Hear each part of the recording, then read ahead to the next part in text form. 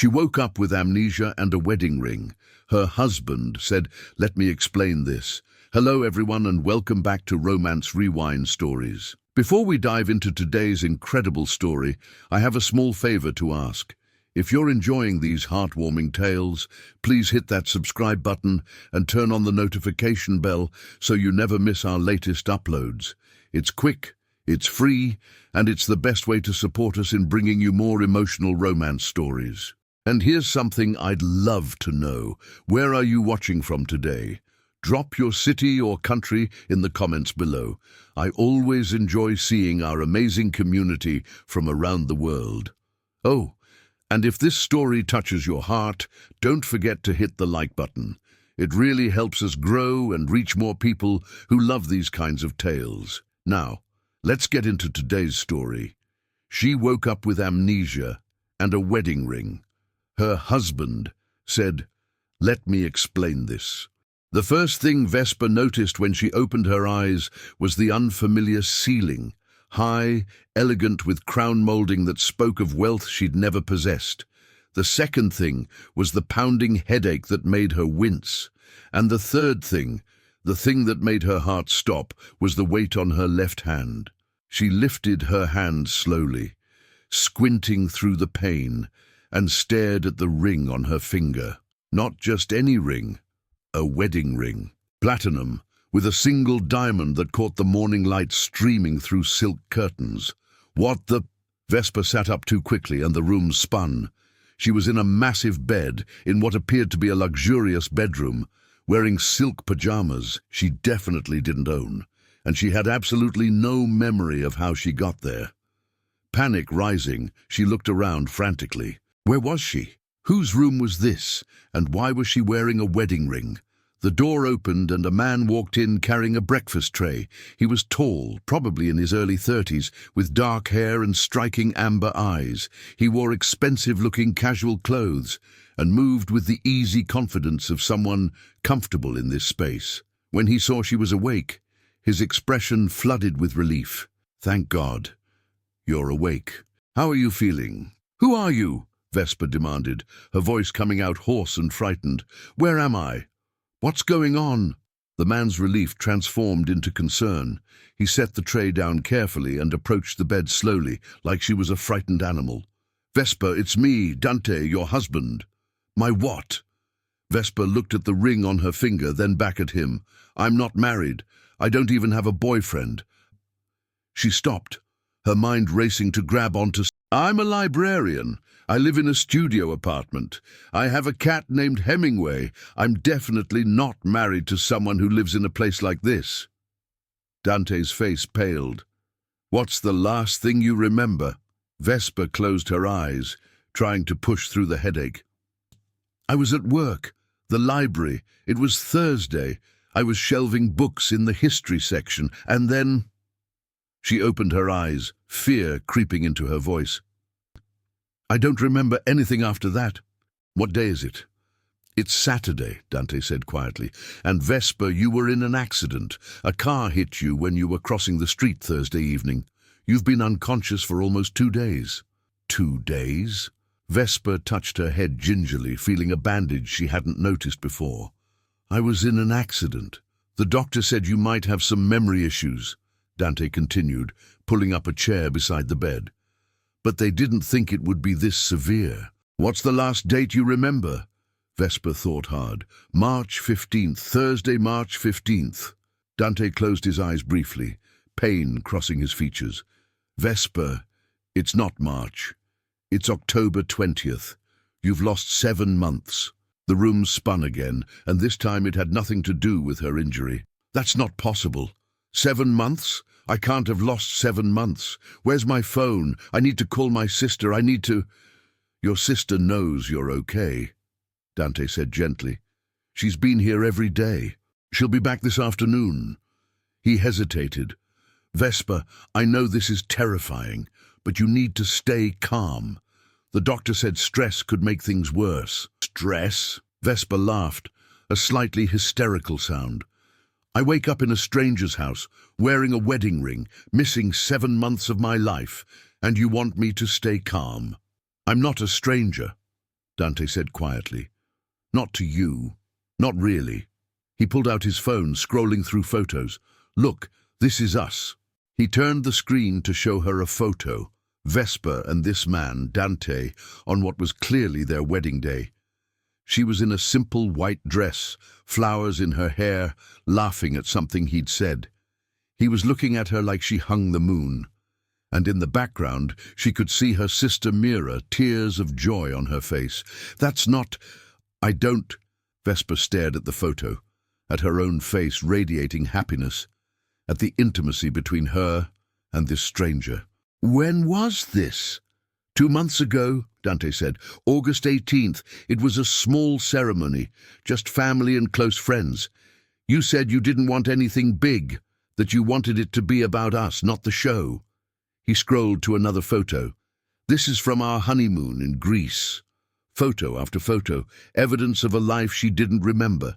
Vesper and Dante on a beach, on a boat, in a taverna sharing wine. Her face in every photo showed genuine joy, genuine love, but she remembered none of it. I need you to tell me everything, Vesper said, her voice shaking. From the beginning, how we met, how we fell in love, all of it.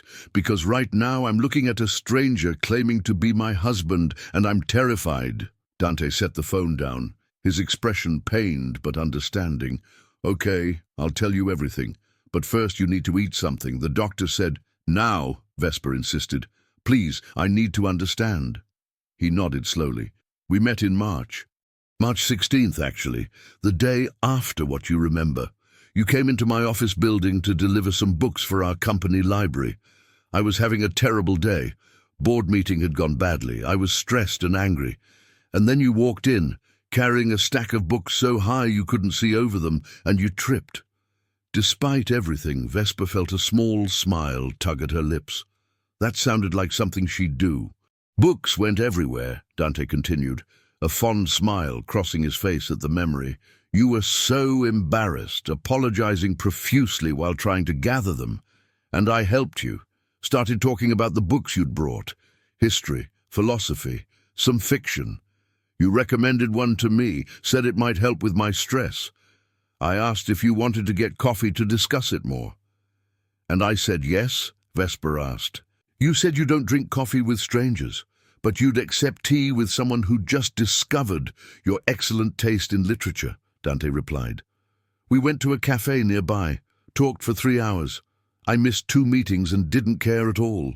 He pulled out his phone again, showing her texts, their conversation history going back to March, showing a relationship developing, flirty messages, dinner plans, good morning texts, inside jokes she didn't understand. We saw each other every day after that, Dante continued.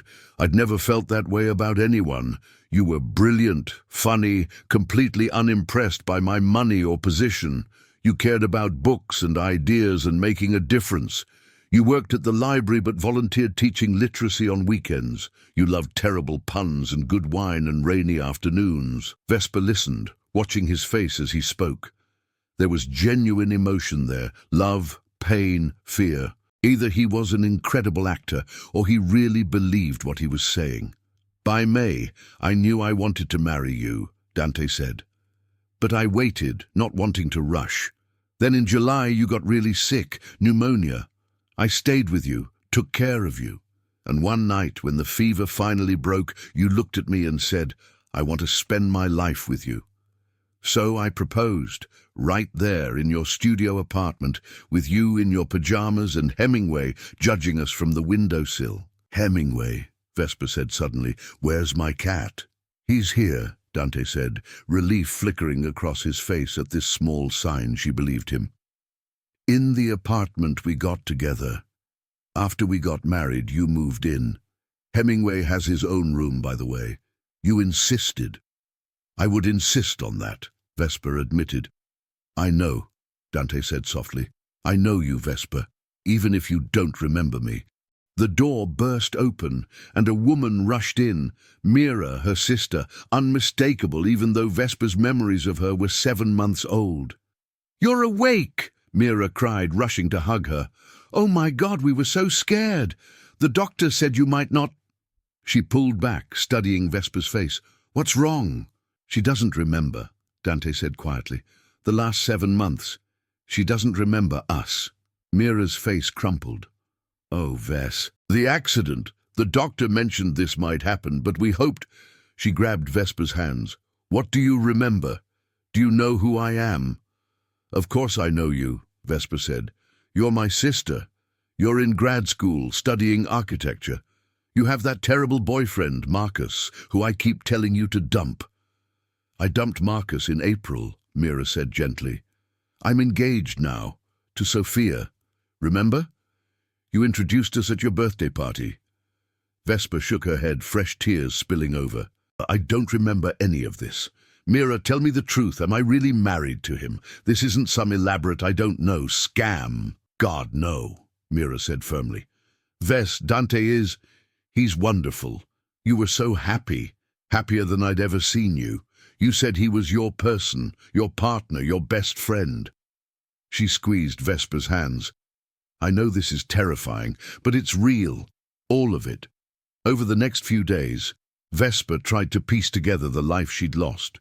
Dante showed her their apartment, a beautiful space that somehow felt both luxurious and cozy, with bookshelves everywhere and a reading nook she apparently loved. Hemingway, her cat, seemed to know her, purring and rubbing against her legs. Her things were everywhere, clothes in the closet, toiletries in the bathroom, her favorite tea in the kitchen. But none of it felt familiar. It was like walking through a stranger's life that happened to look like hers. Dante was patient, almost painfully so. He slept in the guest room without being asked, gave her space when she needed it, answered her endless questions without complaint. He showed her journals she'd kept, pages filled with her handwriting, documenting their relationship. March 20th. Had coffee with the book guy again. His name is Dante, and he's funny and smart, and I can't stop thinking about him. April 2nd. Dante took me to this amazing bookstore. He remembers everything I say. I think I'm falling for him. May 15th. I love him. I'm in love with Dante Sterling. It's terrifying and wonderful, and I can't imagine my life without him now. Vesper read her own words, written in her own hand, and felt like she was reading fiction. This woman in the journal seemed so happy, so in love. But Vesper felt none of it. I'm sorry, she told Dante one evening, tears streaming down her face. I'm trying. I'm reading everything, looking at all the photos, and my brain knows this is my life, but my heart doesn't feel it. When you look at me, you see your wife, but when I look at you, I see a kind stranger. Dante's pain was visible, but he nodded. I understand, and I'm not going to pressure you. The doctor said your memories might come back or they might not. Either way, we'll figure it out. What if they don't come back? Vesper asked. What if I never remember falling in love with you? Then maybe, Dante said softly, you fall in love with me again, fresh, no expectations, no pressure. We start over. That's not fair to you, Vesper protested. You married someone who loved you. Now you're stuck with someone who doesn't remember you. I'm not stuck, Dante said firmly. Vesper, listen to me. I fell in love with you, the person you are. Your kindness, your intelligence, your terrible puns, your passion for helping people learn to read. That person is still here. The memories are gone, but you're not. And if I have to make you fall in love with me all over again, then that's what I'll do. Why? Vesper asked. Why would you do that? Because you're worth it, Dante said simply. Because even without your memories, you're still the woman I love, and because our story deserves a second chance. Over the following weeks, Dante courted her, slowly, carefully, like they were strangers meeting for the first time. He took her to the cafe where they'd had their first real conversation, to the bookstore where he'd bought her favorite novel, to the park where he'd proposed, the second time apparently, the formal proposal after the fever-induced first one. And slowly, Vesper started to feel something. Not memories. Those remained frustratingly out of reach. But new feelings, growing from the present instead of the past. She noticed the way Dante laughed at her jokes, the way he remembered how she took her tea, The gentle way he'd touch her hand, always asking permission first. The way he looked at her like she was precious, even knowing she didn't remember him. "I think I'm starting to fall for you," she told him one evening, 2 months after the accident. They were sitting in the reading nook, each with a book, Hemingway between them. "Not because I remember, but because of who you are now, in this moment." Dante looked up from his book, hope and love warring in his expression. "Yeah," Vesper confirmed. "It's different from what I read in my journals. That Vesper fell in love with you over coffee and books. This Vesper is falling in love with you over patience and kindness and second chances." She paused. "Is that okay?" "Okay." Dante set his book aside and moved closer. "Vesper, I fell in love with you twice. Once in March and again these past 2 months, watching you be brave and confused and still somehow kind through all of it. If you want to fall in love with me fresh, with no memory of what came before, that's more than okay. That's everything." When he kissed her, carefully, giving her time to pull away, it felt like a first kiss. New, thrilling, full of possibility. "Tell me something," Vesper said when they finally broke apart. "The woman I was before, would she be okay with this? With me not remembering but moving forward anyway?" Dante smiled. "The woman you were before wrote in her journal that love isn't about perfect memories or perfect moments. It's about choosing each other, again and again, through whatever life throws at you." He touched her face gently. "So yeah, she'd be okay with this. She'd be proud of you." 6 months later, on what Dante told her was their first anniversary, Vesper woke up in their bed and smiled at her husband sleeping beside her. Her memories hadn't returned.